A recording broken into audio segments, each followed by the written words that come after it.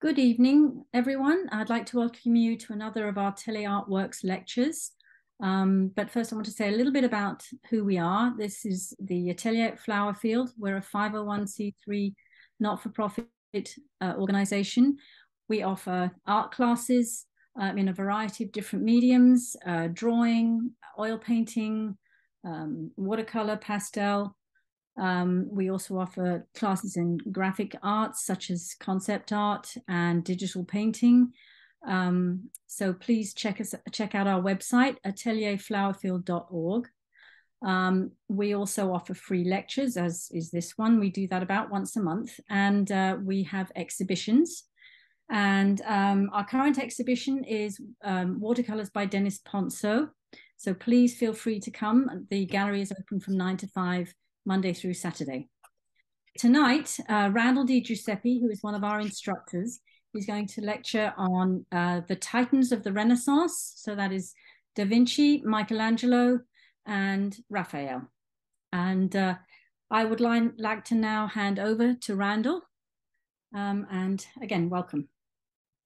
Thank you, and thank you for having me. And thank you all for joining me this evening to discuss a continuation, really, of my previous lecture, Titans of the High Renaissance. This is essentially a sequel to the early Renaissance lecture that I gave on Brunelleschi and Donatello and Masaccio. So what we're going to be doing today is looking at the Triumvirate of the Renaissance. The three most popular words, probably in all of art, aside from this genre.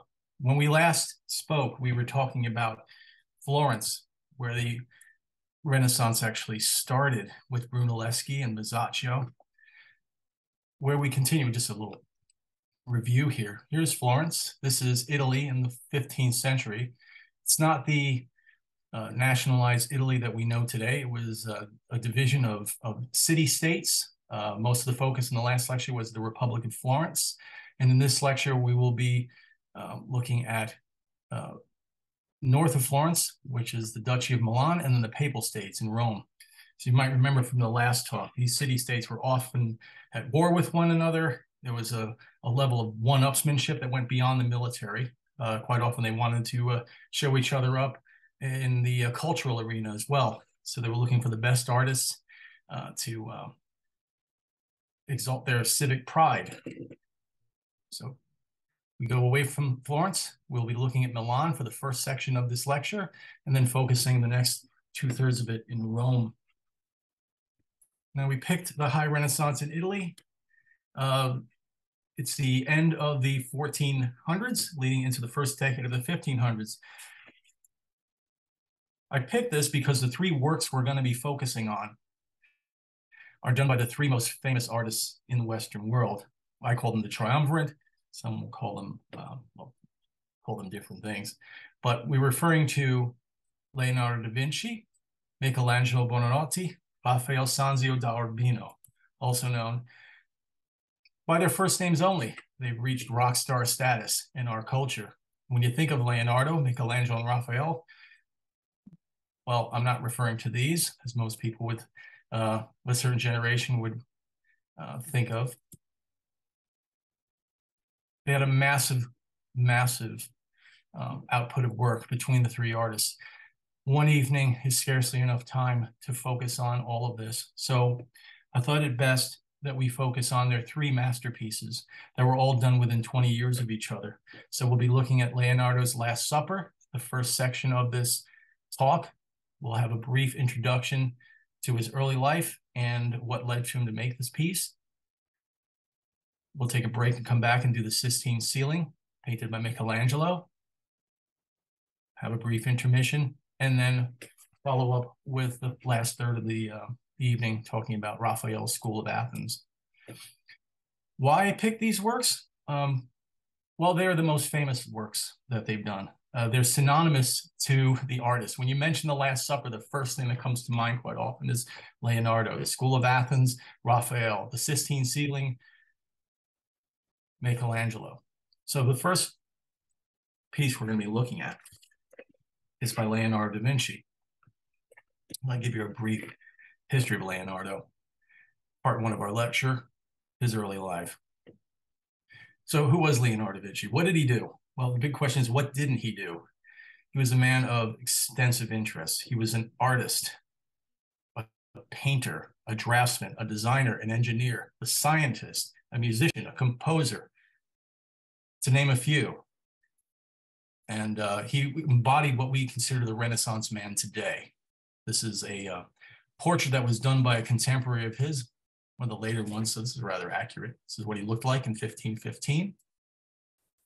I think to get a better understanding of the work that we're going to discuss, we have to understand the history of Leonardo.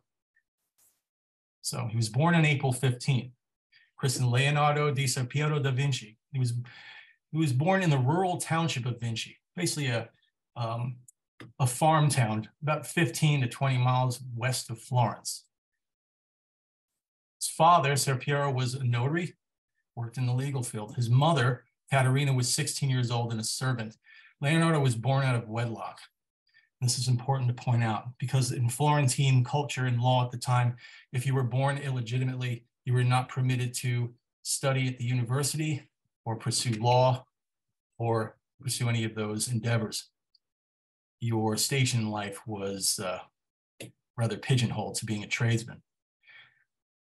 We know very little about the life of his mother. We know that she was a servant. She could have possibly been a slave. The name Caterina was very common among slaves in Italy. There was one of the blemishes of the Italian Renaissance is there was a robust slave trade at the time.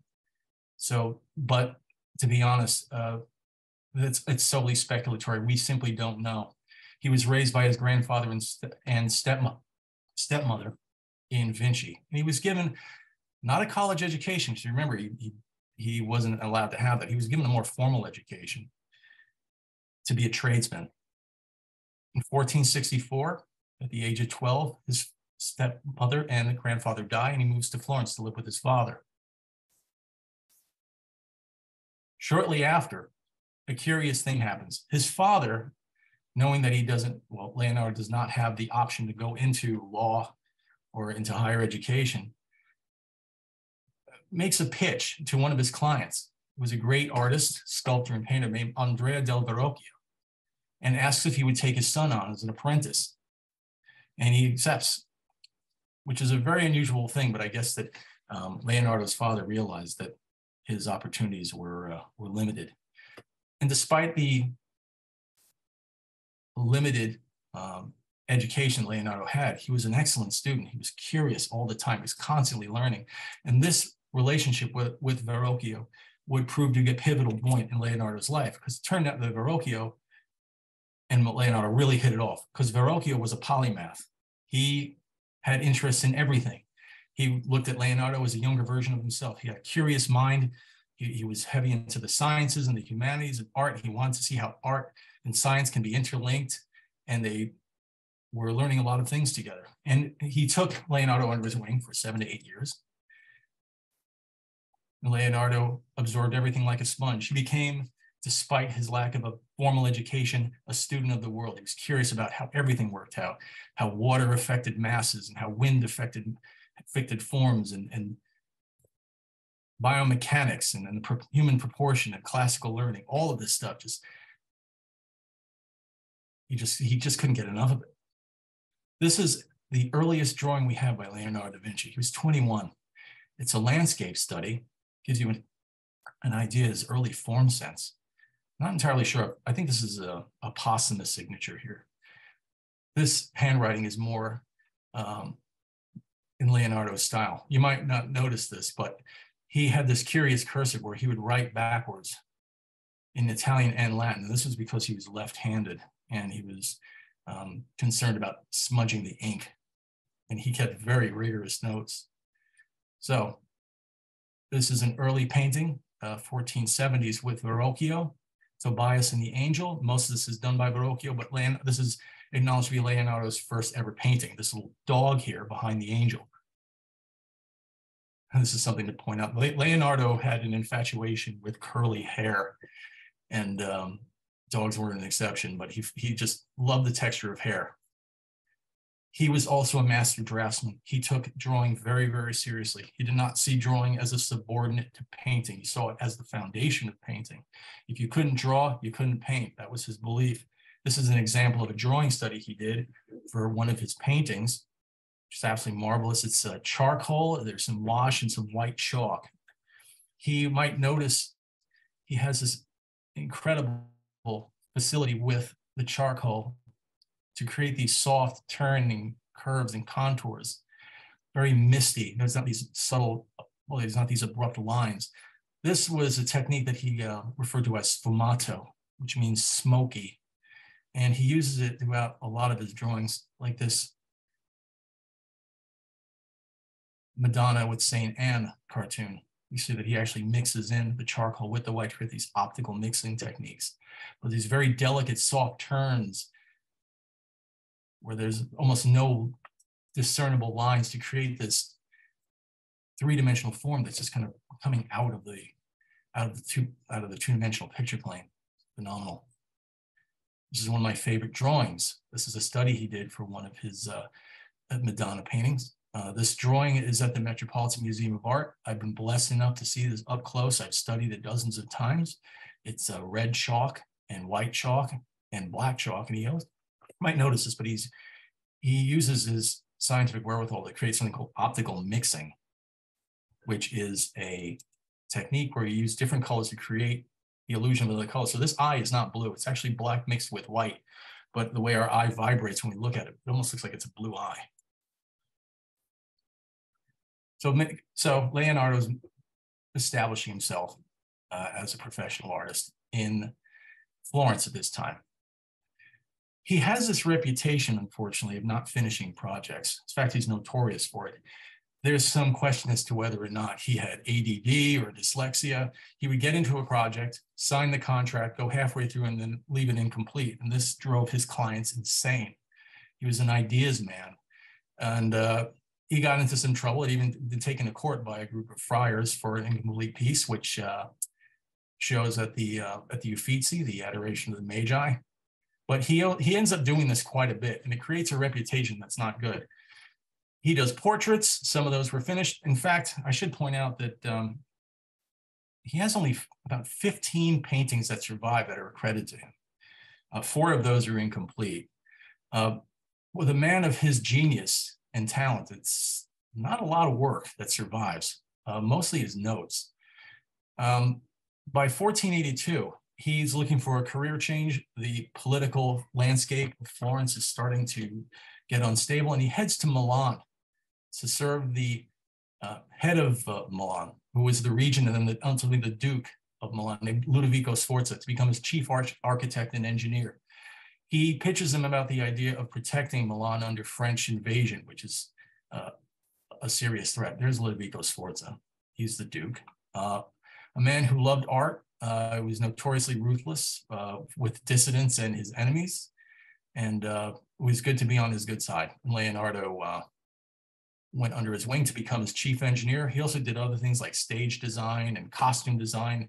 He was even the Duke's plumber at one point. Leonardo sold him the idea of these weapons of mass destruction that he designed to defend the wall and fortress. Quite a few of these he built. None of them came to fruition. This monster ballista as a defense to protect Milan. But what got Leonardo excited when he went to Milan was he won the commission to create the largest equestrian statue to ever be made. It was in honor of Ludovico's father, Francesco. The tallest equestrian statue at the time was only 13 feet tall. The horse alone that Leonardo was working on was going to be 24 feet tall. Francesco would probably make it 30 feet, so it would be 3 times the size of the original. Unfortunately, he took a long, long time getting this together. He was getting distracted with other projects, and he was frustrating the Duke with the handling of it. So he ended up working from 1480 to 1493. This project was pretty much on ice. There was a threat of war and invasion, and Ludovico took what he appropriated 75 tons of bronze for this project. And then he had to take it away from Leonardo to make cannons to defend the city. much to Leonardo's chagrin. It was the biggest project. This was going to be the one that gave him his reputation, was going to establish his name. He was a middle-aged man at this point. He still hadn't established himself. But Ludovico told him, I got another idea for you. He wanted him to paint the mural of the refectory of the chapel of the Church of Santa Maria delle Grazie, the Church of St. Mary of the Graces in the heart of Milan, which was essentially the Sforza Chapel. And it was going to be a scene of the Last Supper to be painted in the refectory, the north wall. The refectory is just a fancy word for cafeteria, where the monks and the nuns would have their meals. This is Santa Maria delle Grazie. This is the west entrance. There's the east entrance. And here is where you would enter to see the Last Supper in the refectory, bird's eye view. So you would, if you ever go to Milan, you would purchase your tickets in this office and then walk down the street, and then you go through this door. And then you would not enter the actual cathedral, but go up through this cloister and through a door, and then enter this way. And then the Last Supper would be on the north wall here. He starts working on the Last Supper reluctantly. He really doesn't want to do a fresco. In fact, it's not conducive to his style of working. He likes to dabble and go in one spot to the other. Let me give you an example with fresco. It's a technique derived from the word alla fresca. It means that the painting is done on wet, drying plaster. The pigments are mixed with water and immediately applied to the plaster. It becomes part of the wall, and it helps with the longevity of the piece, so you don't have any forms drifting on it. It's a solid and ancient technique, but it's out of most artists' comfort zones. Leonardo was used to working in a small studio with smaller scale works. Now he's being asked to do a fresco 15 by 30 feet, 8 feet off the ground to 15 feet off the ground, in conditions that vary depending on the weather. It would affect how he does the piece. Traditionally, the use of certain pigments, mineral-based pigments, namely ultramarine, don't lend themselves well to fresco because of the chemical reaction to the plaster. They tend to go green. So Leonardo decides he's going to experiment with a new way of painting, in which he adds oil and mastic and other ingredients to the paint. So he's working on a dry wall instead of a fresh wall. This is an early example of what a Last Supper conventionally looked like, what Leonardo was looking at that existed before him. This is a 1460 by Castagno in Florence, the Last Supper. You'll notice that the figures are rather static. You don't know who's who unless you look down here. There are these kind of a name tag system here, very odd. Judas, the traitor, is on the opposite side of the table. Jesus is off here. You know that Jesus is here because St. John the Evangelist is resting by his side. And if you don't know who anybody else is, they're here, and that'll tell you who they are. This was also another one, 10 years later, by another artist named Ghirlandaio. But you can see there's the static formula.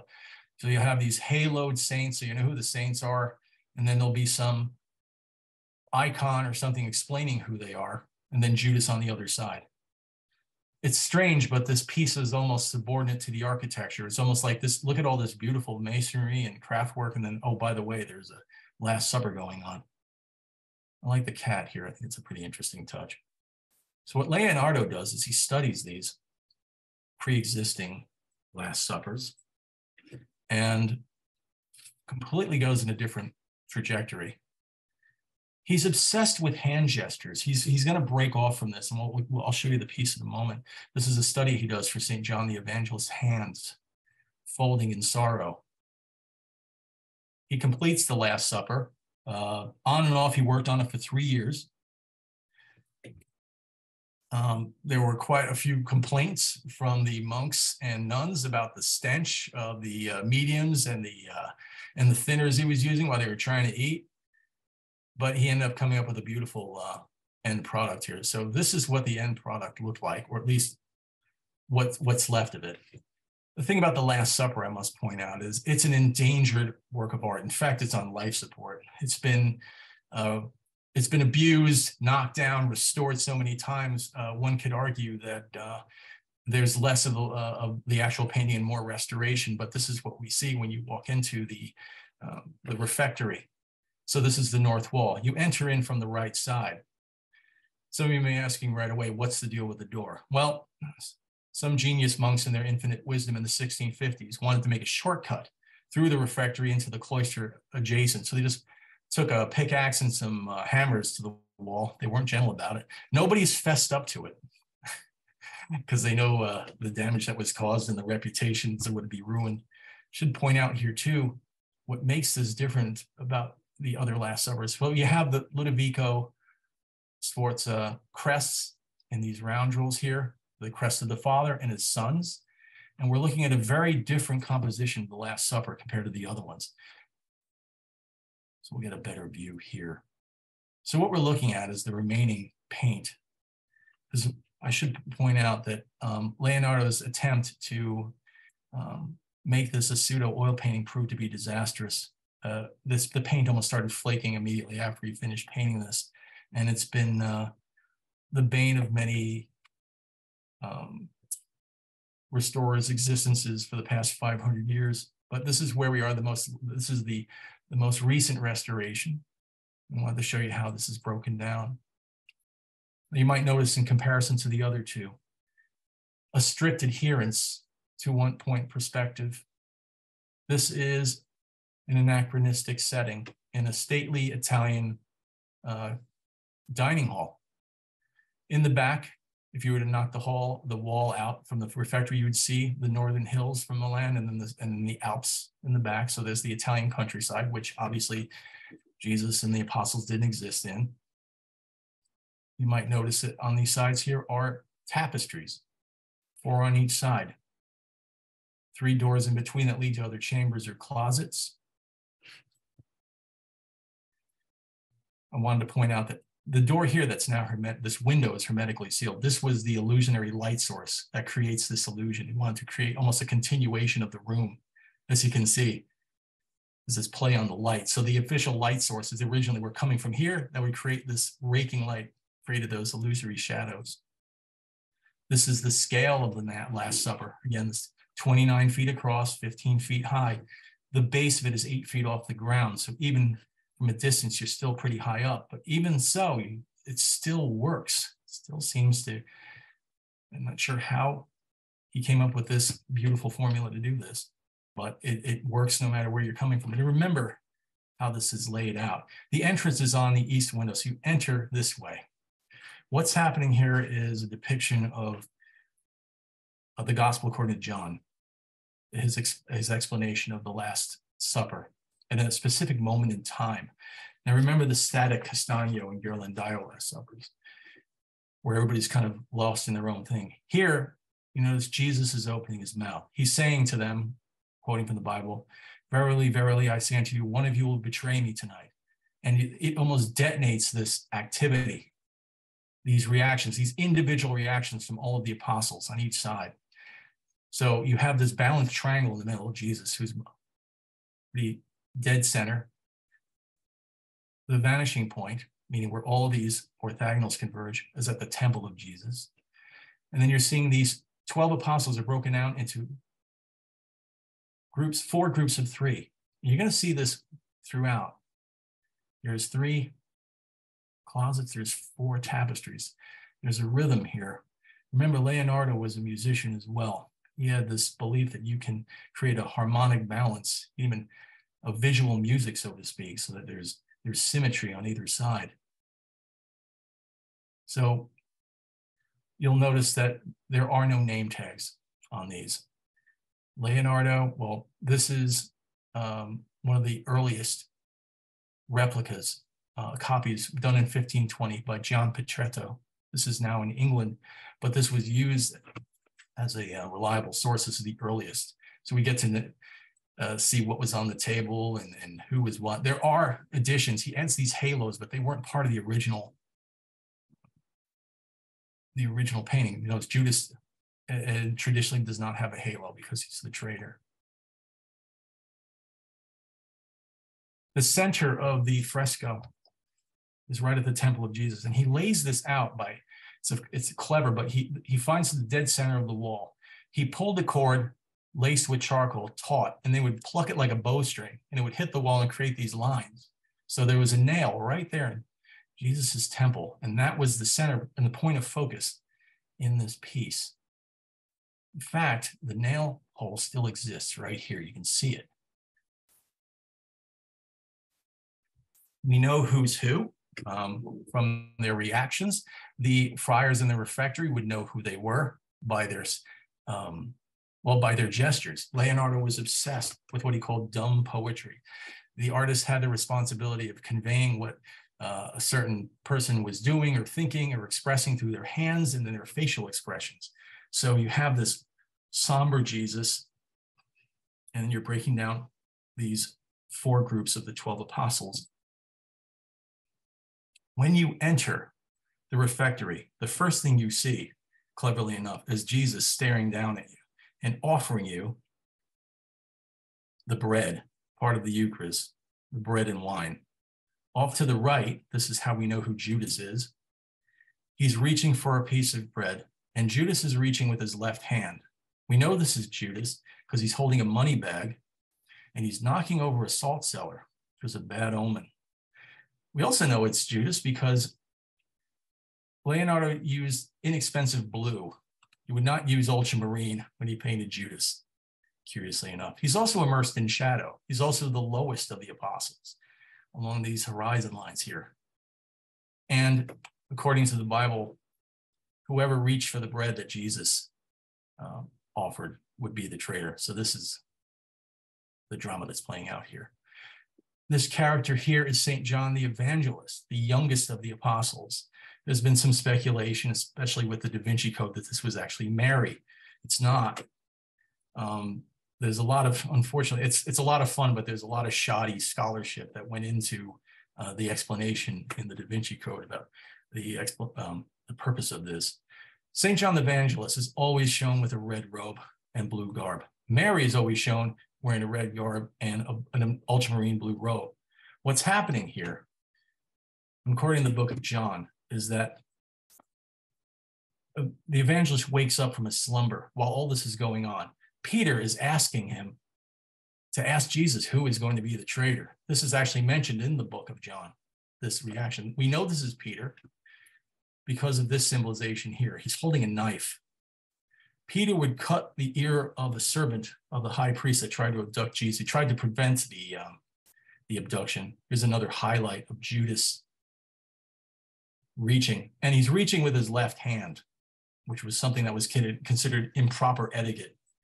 The restoration showing the salt cellar is all but deteriorated and gone here. So there's this interaction of these 3 within this triangle of drama.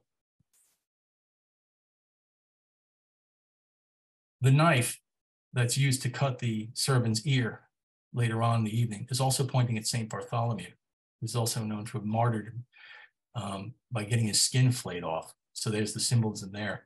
He used the face as a model of a friend of his who also ended up being the principal architect of the Vatican revitalization project. His name was Donato Bramante. He just added hair and a beard. This character here, that is St. James the Younger, who, and according to some Gospels, believed that was the younger brother of Jesus. This is St. Andrew. But if you notice the hands, the lectures, they're all just reacting to what Jesus just said. Bear in mind, the apostles, they left everything they had behind, their jobs, their wives, their children in some instances, their reputations unconditionally to join Jesus's movement. So the idea that somebody was going to betray them was a hard thing to believe. So they're all reacting. They can't believe that everybody who's done all this, somebody's going to actually turn from the movement. So you can see they're all bothered by this. On the right side, Jesus is offering the bread. This looks to be a tangerine or a pomegranate. They're not entirely sure. We'll get into this a little later. This is St. Thomas. We know this because of the finger. The finger is, he insists later on, the symbolism is he wants proof that Jesus has been resurrected from the crucifixion. He wants to put his fingers through the wounds. So the friars and monks would know what that meant. This is St. Andrew flailing his arms back. St. Philip is gesturing. Oh my goodness, what? Not entirely sure what he's gesturing. These two, you have Thaddeus, Simon. They're discussing as if they were asking, do you know anything about this? And he's having to shrug with all these mimes, these hand gestures, and these facial expressions. Nobody's pleased with what's going on here. It's not a happy scene. Some details of the Last Supper, the actual food. You can see here there's bread, there's tangerine. Interesting, there's water. The original, they said there was a reflection of Jesus in the water vessel here. Half filled glasses of wine. This here is eel, which was a delicacy in Milan. They were readily available. And what we know this is eel because there's orange peel here. It was a popular recipe back then. So it wasn't just bread and wine for dinner. It's the more chromatic version of this. So when you're looking at this, again, I probably should point this little detail out too. Here, this white cloth with the blue trim is reiterating that this is the Passover meal. This is an Hebraic traditional. If you think about the colors associated with the Israelites, you have white and blue. And this is what the table is showing. These tapestries were mimics of what was in Ludovico's palace. Most of them were floral arrangements. When it came out, this is showing you one of the other things that that the Last Supper had to endure. After 1498, the King of France wanted to acquire it after taking over Milan. He actually wanted to bring the entire thing over to France. It stayed put. After years of soot and deterioration, there had been some mishaps and inept attempts to restore it. This is a picture in 1943 during World War II. They're sandbagging the Last Supper because they're expecting there to be an Allied raid, a bombing raid. Mussolini and Hitler's forces are being pushed back, and the Royal Air Force is going to bomb the area. So they're getting this prepared. This is what it looked like shortly after. And this is what it looked like after the bombing. This is the Santa Maria delle Grazie Chapel. Behind this tarp and behind this here is the Last Supper. The only thing protecting it from the elements. This was quickly cleaned up and there was a new wall put in. This is what it looked like in the 1970s after the years and years of inept attempts to restore it. There's a lot of soot, there's a lot of paint, a lot of artistic embellishments added on. Some things were removed, some things were added. And this is where we are today. And remember that the entrance is off to the right. When you're looking at this, a lot of people ask. It's usually brought up by those alluding to Mel Brooks when Leonardo walks in apocryphally and looks at the Last Supper and says, all I have is the backs, everybody get on the other side. The reason why this side is exposed is that it makes the members of the church, it makes you an active member in the Eucharist. You are participating, you are on the other side. You're being pulled into this drawing, you're part of it. So we look at King Louis, conquers Milan in 1499. Leonardo gets out of Dodge, leaves Milan. He goes back to Florence, where he goes on to incomplete another group of projects and creates another stir in his reputation. He also begins a portrait by a rich wool distributor named Giocondo of his wife Lisa, was known as La Gioconda. He ended up working on this painting for 4 years. No one ever saw it in public until the 1900s. This is the painting he was working on. It's arguably his second most popular painting. Some might even argue it's the most popular painting in the world. I won't get into the detail and composition of it, but he found this very dear painting. He held on to it for the rest of his life, took it all the way to the end of his days. 1516, he leaves Italy forever, heads to Amboise, to be the court painter and engineer of King Francois I. Suffers a stroke in 1517, doesn't do any work after that. His health deteriorates. On May 2nd, he dies in Cloy and is buried in the cloister at St. Hubert at Amboise. One could argue that the Last Supper was the beginning of the modern art movement. To take a piece like that, to take a movement like that, and say demystify, but he makes this religiously important scene and he makes it very human. It's a human drama. I wanted to put this in here. 500 years later, a couple of craftsmen got together with some very generous donations and rebuilt the horse, as explained by Leonardo. Now, this is in Grand Rapids, Michigan. This is a replica of what the horse would have been had it been constructed. There's also a copy of it in Milan in the Piazza del Sport, but it gives you an idea of just how big this is. Leonardo would have been proud. But it's a little strange that the one work that he was reluctant to do would define him and define him in pop culture. And I think this would be a good place to take a break. So we'll take 5 here before we continue on to our next artist, Michelangelo, talk about his masterpiece. Okay, and we're back. If you're looking here at this backdrop is a parody from a scene from Mel Brooks's History of the World, where he plays the anonymous waiter to the Last Supper. He's the servant, he's holding his tray behind Jesus' head. What's interesting about this is it's quite lovingly done. If you look at what we were just discussing about the composition, even as the Hebraic patterns on the tablecloth. So Mel Brooks. We'll go back to our lecture. We will be discussing the genius of Michelangelo. This is a drawing by Volterra, who was a contemporary of Michelangelo. You might notice that his nose is broken in this picture. It's a flat nose. What can we say about him personality-wise? He was a cantankerous individual on a good day, unbearable human being for most people that knew him. He was arrogant, short-tempered, insecure in a lot of ways, and always wore his heart on his sleeve. He was a master sculptor. He was probably the greatest sculptor that ever lived. His reputation made him, again, a rock star of his day.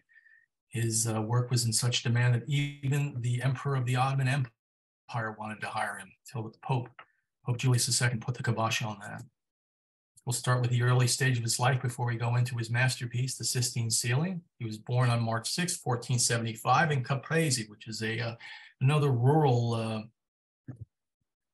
township northwest of Florence, not far from Vinci, but his parents had ties in Florence. His father was a civil servant, but they had real estate from his grandfather, which gave them some status. His father was Ludovico Buonarroti, 31. We don't know much about his mother. Probably safe to say that she was younger than the father. Coincidentally, 2 years after Michelangelo was born, the construction of the Sistine Chapel begins.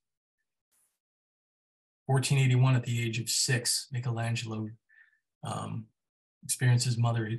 She dies at a very young age, and this has a profound effect on his life. He always sees his mother as a young woman, no matter what. She's eternally young because she was young when she passed away.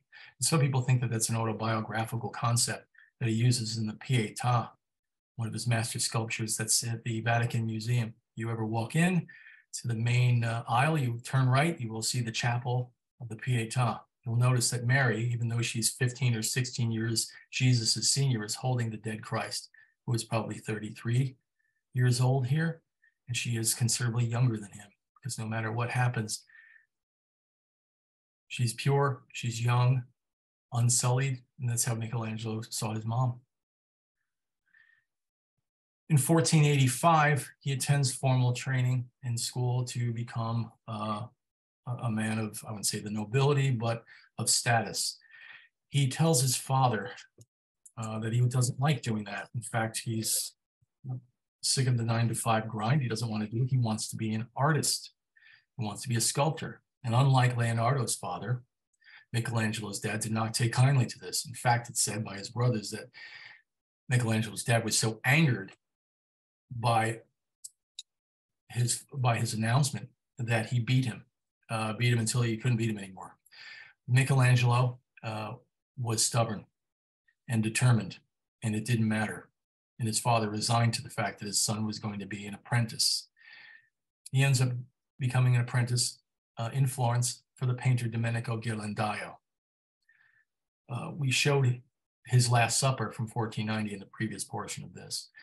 He and Ghirlandaio didn't get along at all. In fact, when asked by an interviewer what he learned from Ghirlandaio, he said not a damn thing. This went on for 2 years. And several years later, he ends up working at the Medici household, where he's introduced to a sculptor, not very well known, but he was a court sculptor at the time, Bertoldo di Giovanni, who would have a profound effect on Michelangelo, despite the fact that he claimed that he's self-taught and Bertoldo was a no-talent hack that he didn't learn anything from. I just noticed in this portrait here, Michelangelo's nose being broken. Should mention that we know how his nose was broken because it's documented. It happened in his teenage years with another teenager. Michelangelo said something that really upset and angered him. He ended up getting punched in the face, and his nose had been permanently crooked ever since then. So here's another mentor that he doesn't get along with. He claims that he's learned nothing from, but what he says and what he does are two different things. Here's Bertoldi's satyr playing an instrument. And here's Michelangelo, probably one of his earliest sculptures here.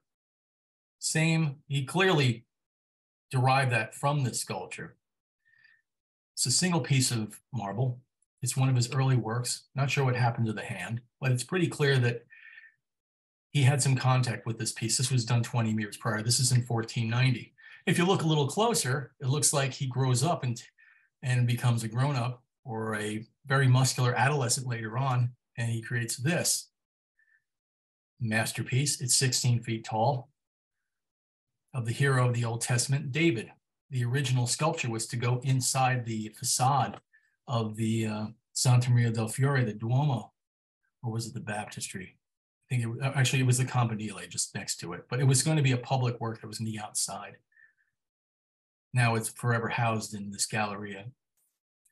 You'll notice that Michelangelo has an affinity towards the male figure. To him, it's the be-all, end-all in art and the universe. And he has this very, very distinct trait of these twisting torsos and these flailing limbs, this drama, this turning, this torrential action. That all of his figures are activated. These are preparatory drawings. This is for the Sistine ceiling. Later on, we'll talk about that. There's another one of the nudity as well. But he didn't seem to have any concern for the female figure, strangely enough. In fact, in his letters, it implies that he thought the female figure was flawed. He was openly, I'll say openly, but as openly homosexual as you can be in the 1500s, sort of a don't ask, don't tell situation. And as you can see, even the male baby, this Madonna, is extremely well defined. But if you look at the way he starts handling the female figure, he almost always exclusively used male figures, and then he would just add female genitalia to them.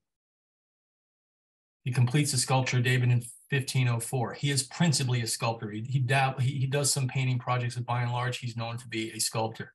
In 1505, he's summoned to Rome by Pope Julius. This is Pope Julius, painted by Raphael. A little background about him. He was known as the warrior pope. His uncle, Pope Sixtus IV, who was the pope in the 1460s and 70s, who started the Roman revitalization project. The Rome that we see today, the Eternal City, looked nothing like this in the 1400s. In fact, Rome was in such disrepair, it looked much like this, like a bomb hit it. Sixtus, the Pope, wanted to revitalize Rome. He wanted to make it the gem of the Western world and the Christian world, which in effect, the world, period. And that was going to be a Herculean effort. He tried to get it off the ground in the 1470s. And then later on, his nephew, Pope Julius, took this project on. It was the largest reconstruction of Rome since the Roman Empire. And it was an expensive and ambitious endeavor. And it required a lot of money because these chapels and frescoes and cathedrals aren't going to pay for themselves. So Pope Julius, well, this is an early picture of the St. Peter's Basilica in disrepair. This was going to be knocked down, and there would be a more grandiose stone structure that would be the definition of and the epicenter of the Christian faith. But I want to show this old picture of St. Peter's, which no longer is. This has all been demolished. Pope Julius, he planned on doing this. He had to get a lot of money, which required recapturing the papal states, forcing them to their obligation to pay taxes, and tax them into the stratosphere. They also found other streams of revenue, one of which was the indulgence that his uncle started, and would lead to some tension later on. The indulgence was just a state. Basically, it was a get out of purgatory free card that you can get for a relative who might be stuck in purgatory to get them moving along. Julius added one up that, and his indulgence was you can actually be absolved of your sins while you're alive, depending on how much you paid the church. He was summoned to Rome initially by Michelangelo to create this monolithic, enormous tomb, which would consist of 40 individual figures, including the Pope. You might recognize some of these, if some of you are taking our history course, some of these twisting slaves. But this is what the general idea was. And this is what he wanted Michelangelo to do, which would take decades. Michelangelo told him to, okay, fine, he'll take care of it. There was some tension in between the two about creative license and all of that. This is a copy of an indulgence, basically a promise that the Vatican will send a blessing to someone who may be condemned or absolve you, depending on what Thomas More called salvation by the shilling.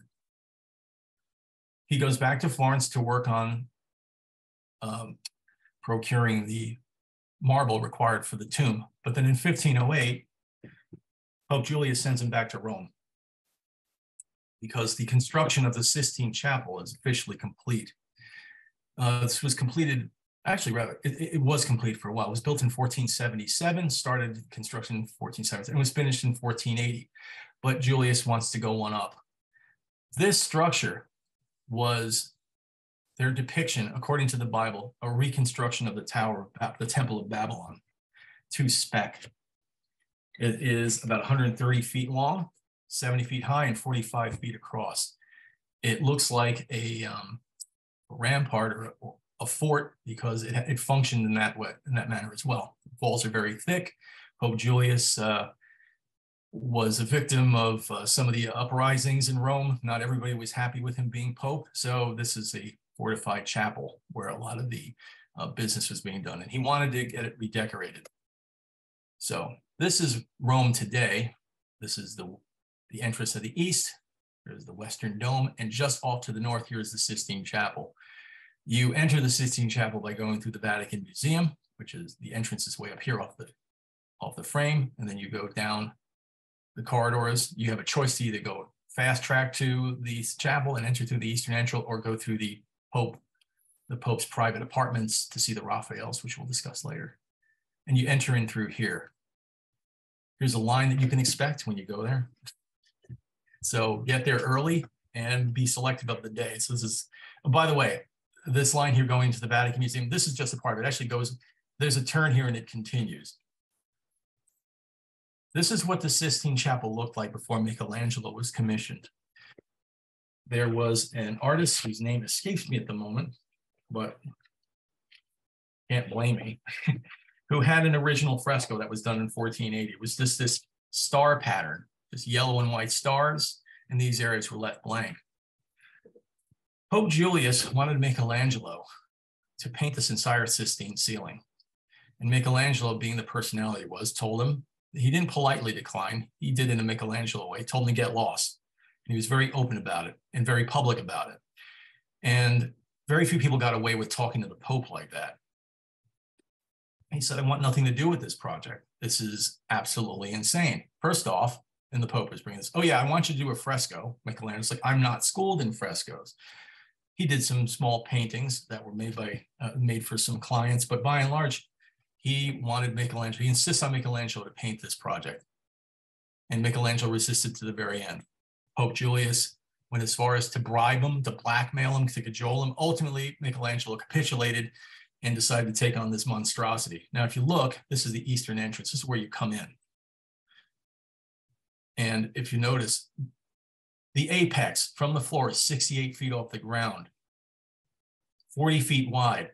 This is way out of the comfort zone of most artists. It's not enough that he's doing a fresco, but he's doing it on a ceiling. And this ceiling, there isn't a single flat area on it. See, it's all rounded off, and then it peaks here at the top. His frescoes were time sensitive. You had a certain amount of period to work, and depending on what the climate was doing, the materials would cooperate, and sometimes they wouldn't. He wanted no part of this project. He told him to get lost. Eventually, he caves in. Here's a picture he drew of him and how he attacked the Sistine ceiling. Now, you might hear some tales that he did it all by himself and he was on his back. Those are straight up fairy tales. None of those existed. He required a lot of help from assistants because fresco required somebody to mix the plaster, mix the paints, and then apply the paints. And you had another team, or the same team, applying the cartoon drawings that you would transfer onto the wall. You would have about 7 to 12 to sometimes maybe 15 hours, depending on what the climate was doing, to get the fresh application of paint up on the wall. He hated every second of this piece, couldn't stand it. All he did was complain about doing this project. All of his letters talk about how he get paint in his eyes, his back and his neck were killing him. This was his end product. But I should point out before this, the original plan was to recreate the 12 apostles and the stations of Jesus and the cross. Michelangelo told Pope Julius, no, I'm not going to do that. You're going to make me do this. We're going to go another way. First of all, the last thing this church needs is another 12 apostles and a crucifixion and station of the cross. Let's do something new. And I think that he talked Julius, this is strange, but Julius did something he never did, which is he acquiesced. He actually gave in to Michelangelo's idea. Instead of doing the life of Jesus and the apostles and the stations of the cross, we were going to do the book of Genesis, from the creation of the world to Noah. Instead of the 12 apostles, you were going to have 7 prophets and 5 sibyls, and then the relatives of Jesus. So here's the layout. So you can see what a Herculean work this was. These areas here were the most flat, these sort of semicircles. And this is what we know. So starting here, ending there. You enter through this door. You might notice there's a fence here. The public was not allowed to cross this section here up until, well, the 1700s. This was an area that was blocked off by the cardinals, and that was happening on the other side.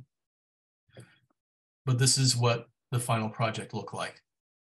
These frescoes here were pre-existing or being under construction. There's Perugino, there's some Botticellis, there's some other Ghirlandaio as well. So all of these pieces here, from here up, was Michelangelo. I think that he had the short end of the stick. I mean, look at how difficult it must have been to paint fresh plaster on a barreled vault, stretching your neck. I wanted to show you this. So here we are, this section here. This was the very first painting in the Sistine ceiling, the flood. I really think that the reason why Michelangelo talked Julius into this composition was he wanted to have the opportunity to make as many nude figures as possible. Adam and Eve were naked. Noah was drunk and naked. These subjects here, the sinners, their clothes are being washed away. But it's a very interesting composition. It's not one that most people recognize, but this is the first one he did. It had a lot of trouble with it. It ended up taking about 6 weeks to complete because there were all sorts of technical issues. There was mold. Some of the materials were flaking. But you can see where Michelangelo's priorities are compositionally. He has very little to no care about the existing surrounding world. Right? I mean, this is the ocean. It's just a blue band. No waves, not a handful of suggestions. It might as well be oatmeal, but it's, so this is the ark. This is the deluge. The storm is kicking up. These are the sinners that are reaching up to the what's left of the land while Noah is sailing off into the sea. And these are the condemned souls. But you can notice that, again, a lot of reasons and a lot of opportunities to draw the nude figure. So that was the first painting, and it was a real pain in the neck, no pun intended. Later on, he paints this, and I want to show you this because there's a drastic stylistic change. Creation of Adam. This portion here, the sweeping sculpture, this twisted torso, this is probably closest to the stylistic approach he wanted to do. He doesn't put much work in Eve. There's no foreshortening at all. In fact, she's in profile. God is, he's rooted on the ground. Might as well be waiting for the bus. The only thing he's doing, he's kind of, he's tilting over, looking at Eve, and he's making this slight hand gesture as she crawls out of Adam's rib. Again, secondary, maybe even tertiary, the background is not Michelangelo's focus. He's focused on the twisting nude figure. That's where all the drama was to him. That's where it was. So this is really strange because Adam is where he seems to put all of his artistic priority. Eve, the least. God, somewhere it's a close second to Adam. This is one of the most fascinating parts of the fresco to me, the condemnation of man and the expulsion from the garden. It's not enough that the figures are nude. Let's take a look at what's happening here. According to the Bible, the serpent talks Eve into eating the forbidden fruit, which is a pun of the original sin being sex. This is a blatantly sexual scene that's about to happen here. I should point this out here. There's a medieval convention of adding breasts to the snake, almost like the snake was a female. And the medieval convention was also to blame the fall of man on the female. So she coerced Adam, but Michelangelo does something revolutionary here. He makes Adam a participant, an acting participant. He's reaching out for the fruit of knowledge too. They're both participating in this act. It is no coincidence that Eve's face is inches within Adam's genitalia. See what's about to happen here. And there were always some mixed feelings about how this was explained on the Sistine ceiling. Not everybody was happy with it, but take it away. Michelangelo wanted to do this. So they're about to participate in a blatantly sexual act, naked, at the center of the Christian world, St. Peter's. So we're looking at the second half of this here. Their expulsion from the garden. They're shamed that they're naked. Adam, he's wincing. He's not happy. He's crying. It's a very subtle, it's very non-Michelangelo actually, but it's really weird. They're rather static. There's no twisting. There's none of that here. The angel is the only one that's really dynamic. She's hitting him with a sword. It's another interesting thing here is Michelangelo's view of chastity. He felt that when a woman lost her virginity, and he says this in his letters, he felt that they lose their purity, they lose their youth. So if you look at Eve here after the expulsion, her body gets old, her face gets wrinkled. She's not the young, beautiful Eve here. You might notice here he's using this female figure, and it's actually a male model, which explains the muscularity, adds female genitalia to it. But here we have, very strange. She's old. Here she's young. Here she's old. And this was the punishment for unlawful carnal knowledge. Again, if you look, it's interesting because Michelangelo gives these little hints that, yeah, he can do a landscape if he wants, but he couldn't care less. He had a very interesting view of landscapes. He says he said in one letter that he thought landscapes were good if you were a child, an old lady, or an imbecile. That was his view of landscapes. He saw no need of them. So 2 years pass from 1508 to 1510. The Pope is getting impatient. He wants to see what Michelangelo has done. Michelangelo reluctantly disassembles the scaffolding so that the Pope and a small audience of cardinals can take a look at what he did. And this is what he presents from 60 feet up. The scaffoldings, there was much fanfare here at the semi-opening and reveal. So when this was revealed and the scaffolding, Michelangelo looked up from 60 feet down and went, oh, crap. Now, the reason he said this is that from a distance, his nose was up against the plaster here from 60 feet up. He realized that you can't even see these figures from 68 feet away.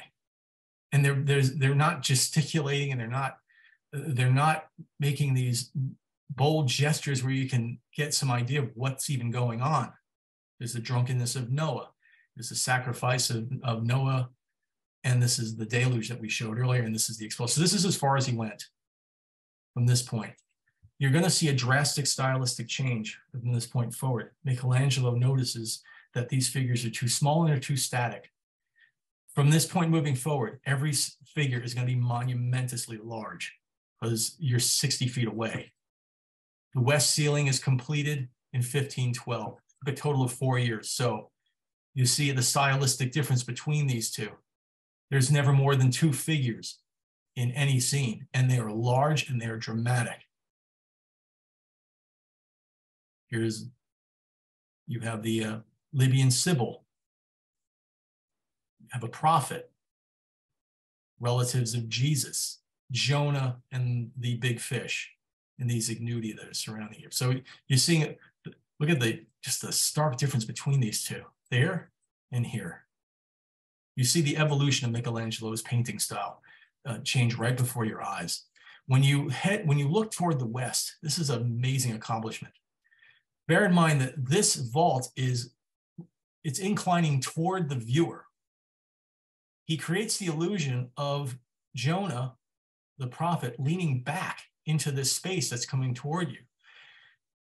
This is, in his defense, they don't say Jonah is swallowed by a whale in the Bible. They simply say, literally says a really big fish. And since Michelangelo has never seen a whale or has no concern one way or the other about what a whale should be, he has this, what looks like a tarpon, some very large fish from the tarpon family, regurgitating Jonah as he's leaning back. This incredible concept of foreshortening. As you might have noticed, unlike the Last Supper, Michelangelo has no use whatsoever for one-point perspective here. He does use trompe l'oeil and applied perspective to create these architectural devices here. This is non-existent.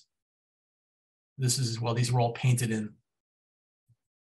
There's another highlight of this beautifully rendered Jonah. Look at this foreshortened leg coming into our space while he recedes into the background. But this actual background is coming toward us. There's some angels here. And again, the fish that's regurgitating or swallowing him. We're not entirely sure, one or the other. So this is a Libyan Sibyl. The Sibyls, for those of you who don't know, remember the breakdown was he was going to use 7 prophets and 5 Sibyls. The Sibyls were pagan oracles who the medieval church adapted and believed foretold the coming of Christ. And there were 5 of them, this is being one of them. I bring this up because the preparatory drawing for this, which is 8.5 by 10 inches, is one of my favorite drawings, and it's one of the collections, one of the most important pieces in the collection of the Metropolitan Museum of Art, this drawing here. You see this is a male holding up the architecture, this dramatic twisting. None of this was going on in the first half of this. He seemed obsessed. I've noticed he did 3 attempts of foreshortening this toe and foreshortening this wrist. So let's see. Yep.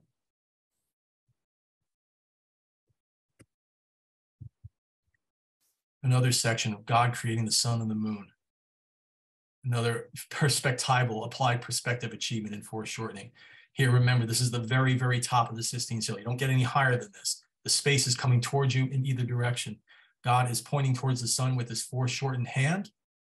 And this is the genius of Michelangelo. This hand is coming towards you in space, and like Jonah, this is the farthermost point. So the space in real life is recessing while this is foreshortening toward the viewer.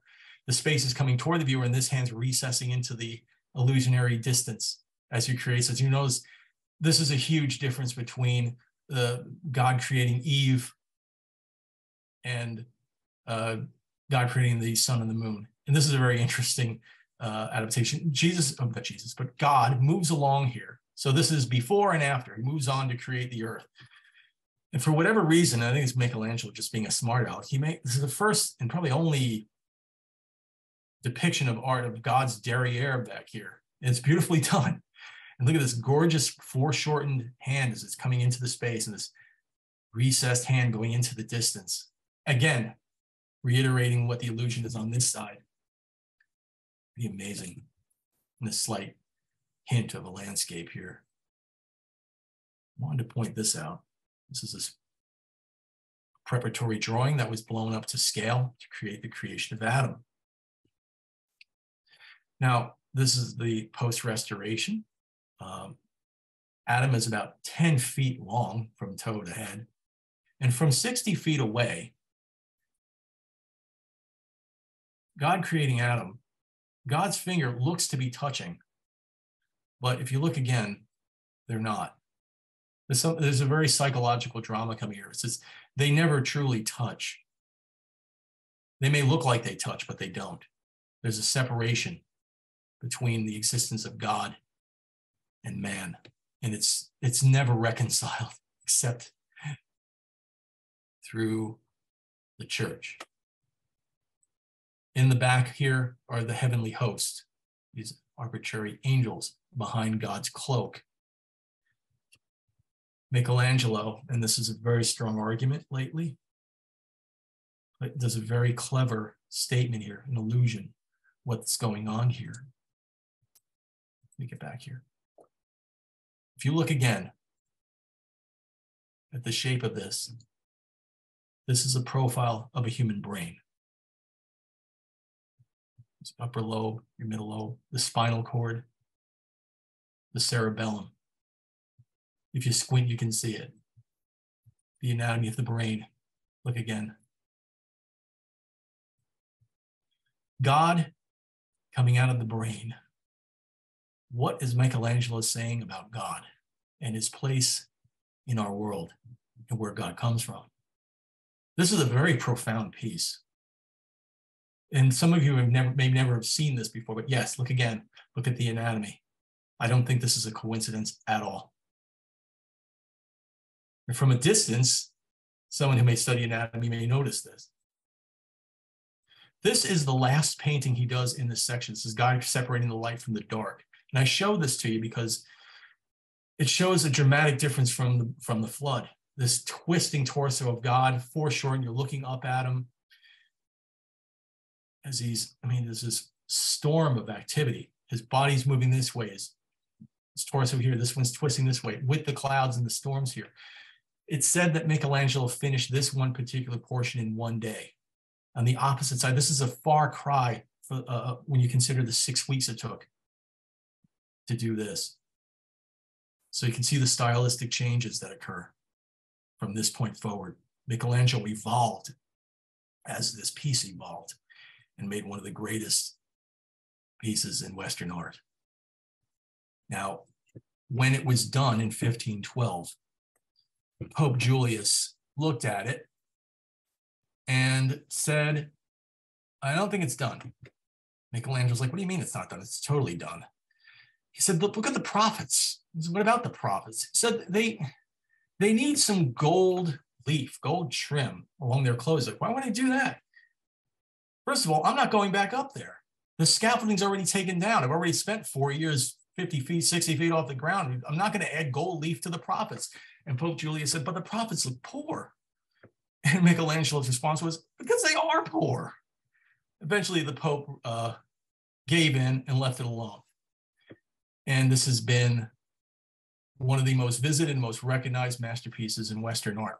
17,000 people a day visit the Sistine Chapel in the Sistine ceiling. I went to see it myself. I was totally in awe. I want to go back. I have to set up a special tour because 15 minutes is scarcely enough time to go from end to end. It just isn't. I just felt very rushed, and I'd like to go back. After the Sistine ceiling is completed, Julius dies shortly after, succeeded by Pope Leo X, who was a Medici Pope and a childhood friend of Michelangelo. I should point out that when Leo X he supported Michelangelo's work. Not everybody was happy with this piece. Pope Hadrian, who succeeded Pope Leo in 1523, was not happy with this at all. He thought that it was repugnant. He thought it was vulgar. He said it was more appropriate for a bathhouse than a chapel, and threatened to knock the entire thing down and set up something else. his reign was very short. He fell ill and he never got to follow through. He died before he could put the order through, but he had intentions of knocking this down, which would have been a total shame. Michelangelo would go on and have a career that would go on for another 50 plus years. He goes back to Florence to work on Medici commissions. He works on the chapel. He works on the library and other commissions like that. The Laurentian Library is one of my favorites, by the way. If you ever get a chance to go to Florence, check that out. Despite the 50 years remaining, he never quite does a work of art that resonates like the Sistine Chapel or the Sistine ceiling. I should point out, too, that in 1517, remember all that stuff with Pope Julius and Pope Leo doing all these indulgences, it led to some unrest up in Germany. Martin Luther posted his 95 Theses. He didn't think that Christians up in Germany should be paying for projects in Rome, especially if he thought they were ill-gotten funds. And that begins the Protestant Reformation and tensions up north. He goes back to the Sistine Chapel to paint the west wall, which is this painting. I won't get into this too much, but there is a change in style, leaning less toward the high Renaissance and more towards the Mannerist movement. Very strange piece. Not everybody likes it. It's the Last Judgment. It is the one piece of the New Testament. Jesus has a bare face.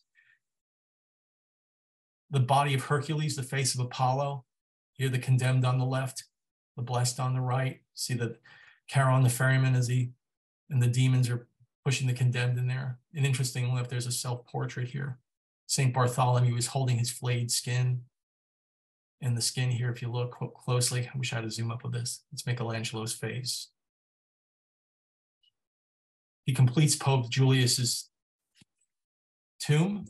I forgot to mention that when Pope Julius died, in his will, he wanted the tomb to be put into the Sistine Chapel. Leo said no chance. They ended up moving the tomb over to San Pietro in Vincoli, an adjacent church. Not nearly as big, but eventually got done. He's ultimately, again, in 1546, he's appointed the chief architect of the Vatican. He ends up creating this and designing this, which is built beyond his lifetime. The beautiful dome that caps off St. Peter's in Rome. Up to the very last week of his life, just shy of his 90th birthday, he dies. He's buried in Santa Croce in Florence, and goes down in history as arguably the best artist that ever lived. So we'll take 5 minutes here before we go into the next masterpiece by Raphael. We are back, the final portion of our talk today. We'll be talking about the junior of the three in the Renaissance Triumvirate, Raphael, and his masterpiece known as the School of Athens. This is a self-portrait he did. He's the youngest of the three. He's 8 years younger than Michelangelo. Born 1483, Raffaello Sanzio in the village of Urbino. It's east of Florence. It's a small town. Conveniently enough, the name Urbino means in Italian, small town. He's a very different artist and personality compared to Leonardo and Michelangelo. Definitely the antithesis of Leonardo and Michelangelo, but specifically Michelangelo. He's an extrovert. He's a people person. He's handsome and young. This is Urbino. He's a ladies' man. He loves women. Gets him in trouble quite a bit. His father, unlike Michelangelo and Leonardo, Giovanni Santi, is a court painter. He grew up with artists. There was no discussion about whether he was going to go into some other field of work. He wasn't going to gain the ire of, say, the outrage of his father. We don't know much about his mother. There's very little documentation about her.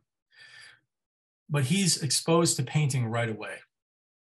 His father passes away in 1494, but at that point, he starts to cut his teeth in his career and goes to Perugia to become an apprentice to the great fresco painter Perugino. One of his paintings, maybe at least one of his paintings, is in the Sistine Chapel. Christ getting the keys. I don't have a copy of that. You can look that up. And that happens in 1495. So he's about 12 years old. He excels at drawing and painting. He's principally a painter. There are no sculptures that are attributed to him.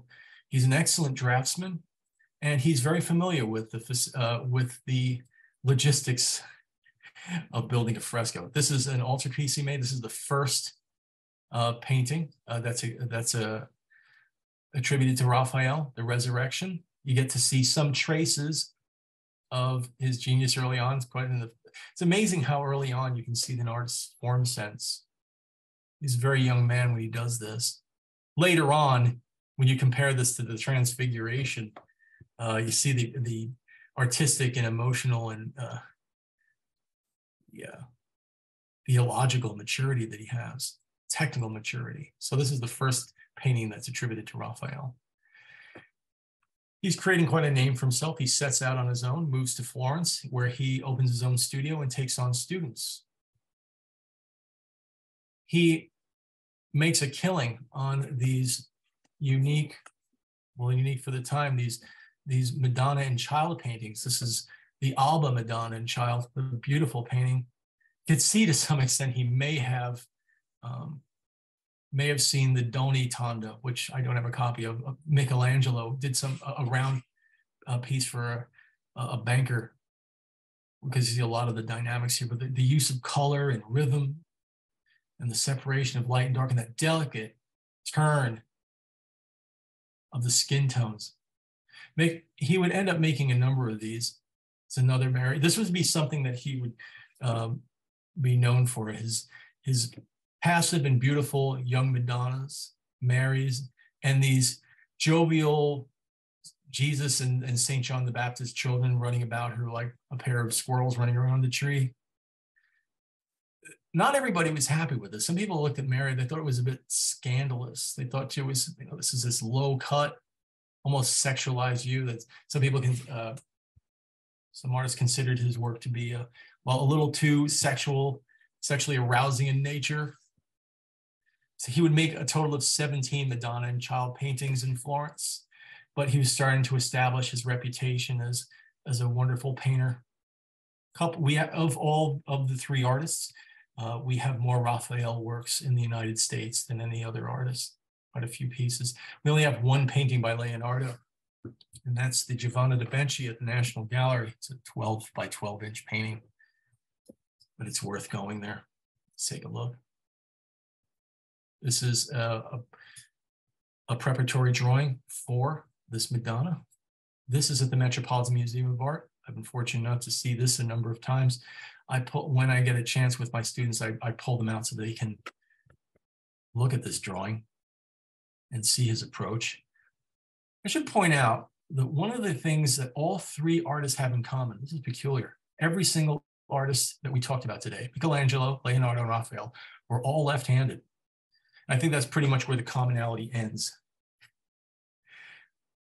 While Michelangelo and Leonardo were paving the way, Raphael's fame was his ability to exalt the high Renaissance. He maxed it out, so to speak. He's called to Rome the same year Michelangelo is called to Rome by Pope Julius, under the recommendation of the architect Donato Bramante. He's the chief architect who's rebuilding the Vatican, creating the Basilica. He likes his work. Here's the Sistine Chapel right here. Raphael's work are in the apartments here. Now, the origin of these works is quite unusual. Pope Julius was a powerful, scary, arrogant pope, a warrior pope who had aspirations to rebuild Rome pretty much single-handedly. His ambitions were very lofty. He went as far as to let's put it this way. He was looking to reclaim Jerusalem and Constantinople on top of the pre-existing papal states. When he went after something, he went big. The thing was, among the nobility and the visiting scholars, they kind of smirked about how the Pope he wanted the best, but he was rough around the edges. He was uneducated. He was not an erudite man. And for some interesting reason, it tweaked his insecurities. He wanted to show everybody that he was a learned man. And what he did was he established his own library. Not only was he going to make his own library, it was going to have the best books, the most books, and it's going to have the best art surrounding it. The original papal apartments, the Pope's apartment, he didn't like. So what he did was he commandeered the stanze, these administrative rooms, and made them his private chambers. One of those rooms was called the Stanza della Settimana, the room of signatures, where a lot of administrative work was done. He transferred that and transformed that into his private library. So Raphael was doing almost exclusively private work. Where Michelangelo's work was going to be seen by occasional pilgrims and worshippers and members of the archdiocese in higher volumes, Raphael's work was going to be seen almost exclusively by the Pope, and that was in a handful of friends. These are the stanza. Stanza means room. So these are the apartments. So just yards away from when Michelangelo was working, Raphael was working on his pieces here. He begins to work on these papal apartments. Frescoes for the Stanza della Settimana, the library, are completed. This cartoon is the one intact cartoon. What I mean by a cartoon is it's a technical drawing that's used in a fresco. You should bear in mind the difference between Michelangelo and Leonardo and Raphael was Raphael jumped at the opportunity to make a fresco. He was well versed in it through Perugino. He said, let me at him, I'll do a good job. This cartoon is about 20 feet long and would be used to transfer the images to the wet plaster. This particular cartoon, strangely enough, it's made of a bunch of small pieces of paper, and it's one of the few that still exists. This particular one wasn't used, so I'm not entirely sure how it was transferred, but it's nice that this still survives. It's on display in a library in Milan. You have an opportunity to see it. This is the piece to scale. And this is the masterpiece. School of Athens, completed in 1512. This is very different than the other pieces that we saw because the others were biblically based. This is pagan. This is all pre-Christian and post-Christian pagan philosophers. The title, School of Athens, is posthumous. We don't know what the title of this work was. You know, it's 25 feet across and 15 feet high, 16 and a half feet high. It's a little smaller than the Last Supper. You might see here that these areas here are these architectural artifacts. These are actually drawn. These are illusions, by the way. This is flat here. When you enter the stanza, this is the east door, you enter through this door. So when you look at the School of Athens, it's over your left shoulder. So when it's really strange to see this so empty. It's always so crowded when you go. So this door is open. You walk through here, through the east door westward, and the School of Athens is over your shoulder right here. And what the Pope did was he lined these up with bookshelves so that the philosophy books would be here, and then the opposite side of the room would be his theological books, the Disputation. These are exactly the same size, and he used the same perspectival devices. This is to give you an idea of scale. I'm guessing he's about 5'10", 6 feet tall, and see where this begins. This is all flat wall, by the way. This is a trompe l'oeil effect. See it here. He attacks this perspective with a mathematical rigor and precision that you haven't been seen since, well, maybe the Last Supper. But when we look at this, perhaps the School of Athens, what it's depicting loosely is Plato's Academy. It's the first institute of higher learning in the Western world. The two subjects, the teacher and his disciple. Plato is on the left, Aristotle's on the right. Before I go further, I should point out that the setting here, which gives you cause for pause about the name School of Athens, is actually it's inaccurate. Let's put it this way. This is not a scene you would see in ancient Greece. These barreled coffered vaults that you see here. Anywhere where you see arches, you're not going to see in ancient Greece, because back then they were post and lintel in their construction. They didn't have the concrete, or didn't use concrete to create these devices. You would see this in ancient Rome. So what is the Pope doing here? He is transporting the first institute of higher learning to Rome. The original academy was established by Plato around 380, 385 BC. It would be a school that would take on pupils to learn will learn his curriculum of science and philosophy and theology. It was the first true, well, university of higher learning. There are a couple of dozen figures out here. Some are recognizable. Some we're not entirely sure who they are. The vanishing point, again, a strict adherence to linear perspective. All of this architecture, we should point out, doesn't exist when this is being made. When Bramante was making the central plan for the church, he probably confided in Bramante to give him this advice on what to expect. But this is what St. Peter's Basilica was looking like under construction. Plato's Academy was the oldest and longest running institute of higher learning. It started in 380 BC. It was shut down by the Emperor Sulla in 88 BC and then re-established, and then eventually shut down in the 6th century by Justinian as a pagan stronghold. But it always played heavy into the imaginations and the wonder of scholars that they could rebuild this institute of higher learning in Rome. And what the Pope is doing here in this one-point perspective is that he's clearly pointing out that this is Rome. Rome is not the school of Athens. In fact, the academy is being brought to Rome. If this is Athens, it's an anachronism. Athens would have had any of these elements, these technological elements. Some details on the architecture that was under construction by Bramante, who was, again, building the central plan. This would be the central, see it starting to bowl inside there. The construction of St. Peter's Basilica wouldn't be finished until well over 100 years after. It wouldn't be until 1625. But you see what's going on here. This is what St. Peter's Basilica looks like on the inside, and this is what the projected view was. So what this is saying is that, again, Pope Julius wanted to make Rome the epicenter of the Western world, the Christian world, the world in general. This was the new academy. It was also an interesting composition here. We'll look at the two subjects, the main subjects. Plato, we know this because he's holding the Timaeus, is arguing with his disciple, his student, Aristotle. Plato was into the ideal, into the ideas, the metaphysical world, a world that's unattainable by man and something we should aspire to. That's why he's pointing up to the heavens. He's also wearing the symbolic colors of fire, and this purple is the sky, two intangible elements, untouchable by man.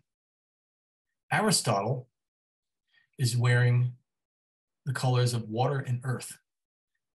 Aristotle disagreed with Plato and said that we shouldn't be concerned so much about this metaphysical existence, but this beautiful foreshortened hand is pulling us, the viewer, showing that he's pointing out that the world that we live in, he's pointing at us.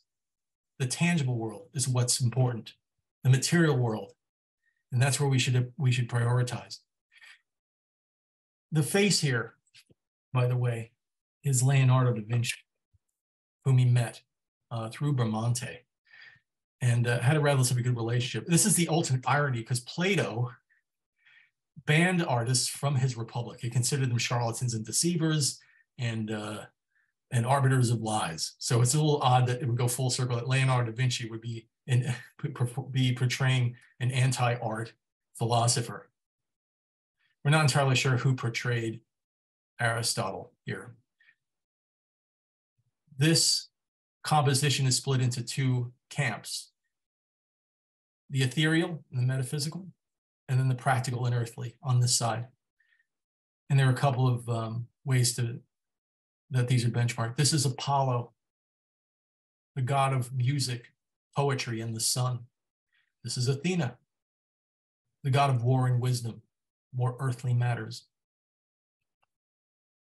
These groups are clearing the way for their masters. Now, I should point out that not all these men and women, well, there's one woman here, were members of Plato's academy.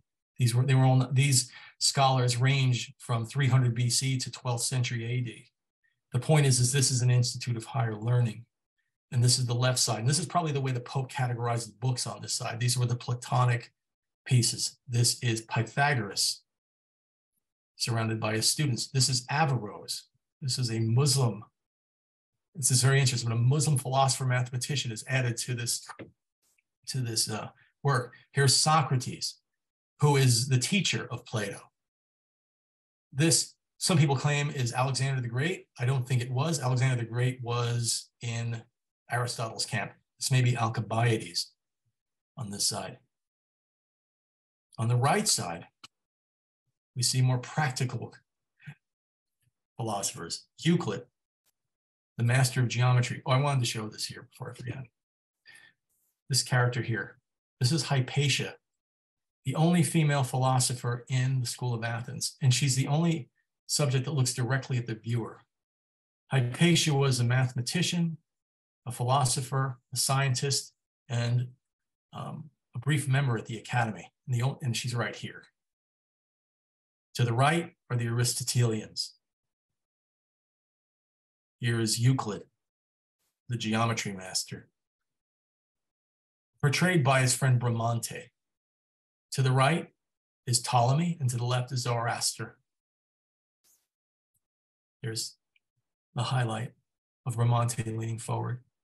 This is Ptolemy. His face is turned away. I think the only one who has his back to us. Zoroaster. So Ptolemy was known for mapping the earth. Zoroaster with the heavens. And you might notice this interesting character here. This is a self-portrait. This is Raphael as Apelles. He includes himself in this work, almost like a signature. What is he doing? This is a far cry from the artist being a tradesman. Now he is exalting the artist to be in the company, and rightfully so, among the elite learners, the scholars, the artists, the mathematicians. The artists belong here, and that's what he's showing here. I wanted to point out this character, this group here. They don't know who they are. Some of you may recognize this image from popular culture. 30 years ago, Mark Kastabi used this image to create this album cover with one of the biggest rock albums sold at all times. And this is what we're looking at. This is Diogenes, a philosopher. Let me just back up a little bit. Everybody is clearing the way for Plato and Aristotle, except Diogenes, who seems to be resting from a hard workout. Diogenes was a strong believer in rigorous physical activity. He's either resting or he's working out, but I'm guessing he's taking a break. And then there's this figure here that was added later on. Very curious. Raphael added extra plaster to create this figure. He's wearing modern clothes. He's not wearing togas. He's not dressed like the others. Because the image, and he's actually borrowing from one of the poses of Michelangelo, is because this is the depiction of Michelangelo. Wearing modern Renaissance clothes, the 1500s. Curiously, he gets him off the hook. He's writing with his right hand. You can see that pensive face, the crooked nose. Overall, for those who had access to this piece before the Vatican Museum opened up, it was well received. Kenyon Cox, the artist, despised this portion. He thought this looked like it was just cropped in and had no place. He thought that this would be a much better piece if it was removed. But what's being echoed here is that Rome was becoming a cultural source to be reckoned with, a place for higher learning, a place for high art and theology. Shortly after Pope Julius dies, as we mentioned in 1513, Raphael would live to another 7 years. He would create probably his most famous painting. I wouldn't say this would be his most famous painting, but this element down here may be his most famous image, these two cherubs that are resting on the casket, the tomb of Pope Sixtus, the uncle of Pope Julius. So see that hat is actually resting. That's St. Barbara, that's St. Julius, and that's St. Sixtus. This is the last Madonna and Child painting that he ever does. What really steal the show are these cherubs. They're rather mischievous. This fantastic angelic scenery is going on, and they look absolutely bored. Look like they'd rather be anyplace else. They're just so full of personality, and they've become an image in popular culture for quite a while now, and will continue to be. There's a certain fun element. I mean, to think that they would add this humor to a tomb is quite funny. He completes his last major piece in 1520. Sort of you could see the big change between this Resurrection and the one, then his very first painting, the stylistic approach, this proto-mannerism that's leading towards a whole new style is being established here. He's at the height of his artistic maturity as he goes into another realm. Unfortunately, shortly after, on his birthday, he dies at the tender age of 37. He's the youngest of the three, and he's buried in the Pantheon in Rome. Not sure what killed him.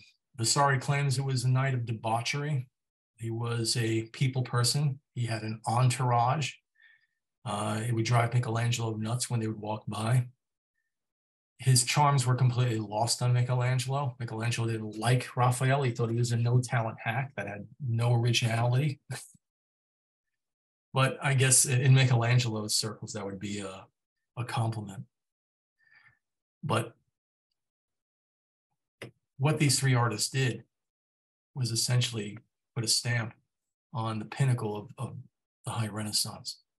Their names are synonymous with this period. There are other artists that we can discuss, like the architect Bramante, or later on Titian and Tintoretto that follow through. But this was a time where you had probably the three titans all going at the same time. This was a golden age in Renaissance art, and they crossed paths quite a bit.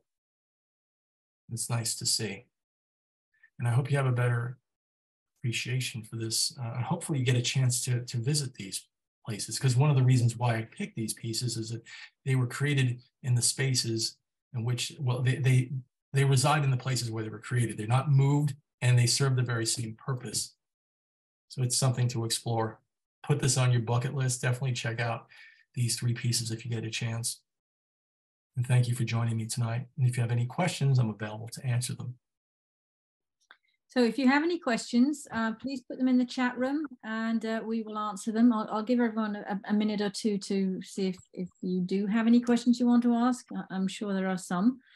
It was a wonderful lecture.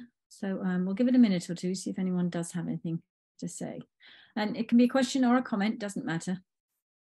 Vivian Pappas saying, terrific, thank you. Are the drawings you mentioned in the Met on display?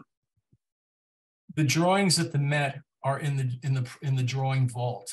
There, you can view them by appointment only. Usually there's through a connection. But those three drawings, Leonardo, Raphael, I pull those out. I request them usually weeks, sometimes months in advance.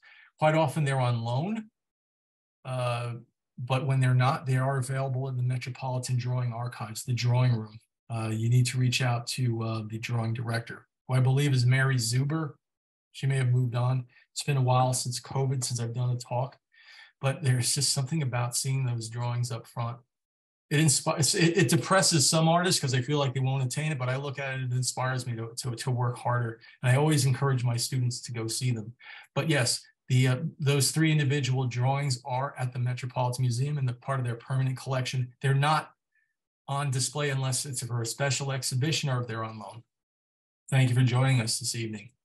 It's my favorite subject, and I can go on, but I have to curb my enthusiasm in order to convey the information to you. It is a huge subject. Yep, and that's one of the reasons why I picked only three pieces. And you can see this, the content within those pieces is immense. I could not imagine doing all three artists with a collective survey. I thought it would be best to focus on their magnum opuses. And I just would like to thank Randall for a wonderful lecture, as always. It was very informative. I hope everyone else found it very informative and interesting. I just want to say a little bit about upcoming things. Randall is actually going to do a workshop to sort of follow on from this lecture, which is drawing like a Renaissance master, and it's supposed to be a bit of fun. Maybe Randall, you could say a little bit about it. It's going to be on February the 4th, 1:30 to 4:30, and we will include materials. So Randall, would you like to just give a little bit of information about what you're hoping to achieve? Yes, absolutely. We're going to explore the techniques and materials used by the people that we talked about today, the exact type of paper and the drawing materials, and we get to experiment and we get to use some of their drawing techniques to either copy or apply to our own private work. Should be a lot of fun. It's completely informal. It's open to all levels. If I could go to this as a participant, I would. Yeah, it's going to be fun and light, and you'll be surprised what you can accomplish. And nobody should feel intimidated by it. It is meant to be a fun event. We'll offer some refreshments. We'll give you the materials. So if anyone's interested in signing up for that, please either call us at 631-250-9009, or you can find it on the website. You can always enroll online, atelierflowerfield.org. So we hope some of you will consider doing that. And as I say again, it's just meant to be an afternoon of fun. The other things to let you know, the Dennis Ponso exhibition ends on February 22nd, and our next exhibition will be a young students invitational. So the opening reception for that will be March 4th from 12 till 2. And we invite students island-wide to apply. And we hope to accept at least one piece from every student. So that, again, information can be found on the website atelierflowerfield.org. So please check that out, and all our other offerings on our websites. I believe the next lecture we have coming up is, actually, I'm not quite sure. I think it's a lecture demo. So please check out the website. That will give you all the informations. And this lecture will, in fact, be on our website for anyone who would like to view it again, or if you have friends who haven't been able to view it, you will eventually be able to see it on the website. It usually takes us a few days to get it up there, though. So I'd like to thank Randall very much for yet another wonderful lecture, and wish everyone a good night. Good night. Thank you for joining us.